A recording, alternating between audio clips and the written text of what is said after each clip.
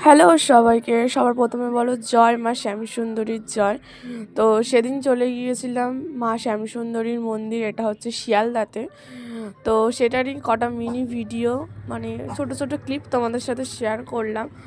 তো সবার ফার্স্টে বাসে করে আমরা চলে গিয়েছিলাম সোনারপুর থেকে ট্রেন ধরে আমরা শিয়ালদায় গেছিলাম, তারপরে আমরা মন্দিরের উদ্দেশ্যে গেছিলাম। তারপরে সবার প্রথমে আমরা ডালা কিনে নিয়েছিলাম, সেটা তোমরা মন্দিরের আশেপাশেই পেয়ে যাবে। তো তারপরে আমরা ডালা নিয়ে লাইন দিয়েছিলাম। আর সেদিনকে আমরা যখন গিয়েছিলাম, আমরা অনেক সকালে গিয়েছিলাম, প্রায় মন্দিরে পৌঁছেছি আমরা তখন 9টা বাজে, আর আমরা বাড়ি থেকে বেরিয়েছিলাম 6টার সময়। তো তাই জন্য খুব তাড়াতাড়ি হয়ে গেছে আমাদের, বেশিক্ষণ লাইনে দাঁড়াতে হয়নি, 10-15 মিনিট লাইনে দাঁড়াতে হয়েছিল। আর তো চলো তোমাদেরকে আমি মায়ের দর্শন করাবো, তো চলো দেখতে থাকো।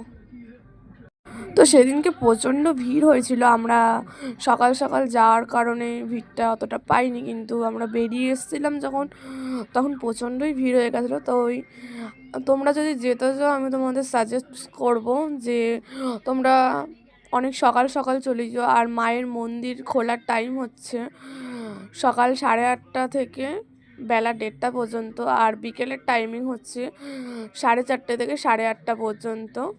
তো যারা যারা যেতে চাও অবশ্যই চলে যাবে সকাল সকাল, তাহলে তোমরা ভিড়টা পাবে না। তো আমরা অনেকক্ষণ লাইনে দাঁড়ানোর পরে মন্দিরের ভেতরে ঢুকে গেছিলাম। আর পাশেই বাঁদিকে হচ্ছে একটা শিব মন্দির, মানে শিব ঠাকুরের মূর্তি রাখা ছিল, সেটাই তোমাদেরকে একটু দর্শন করালাম।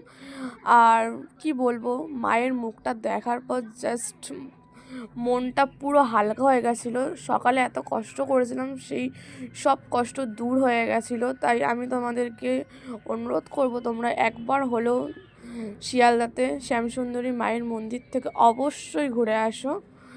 আর তোমরা সকাল সকাল যাবে, তোমাদেরকে যেটা বললাম। তো চলো, এখানে লাইনে দাঁড়িয়েছিলাম পুজোটা দেওয়ার জন্যে। তো চলো দেখতে থাকো।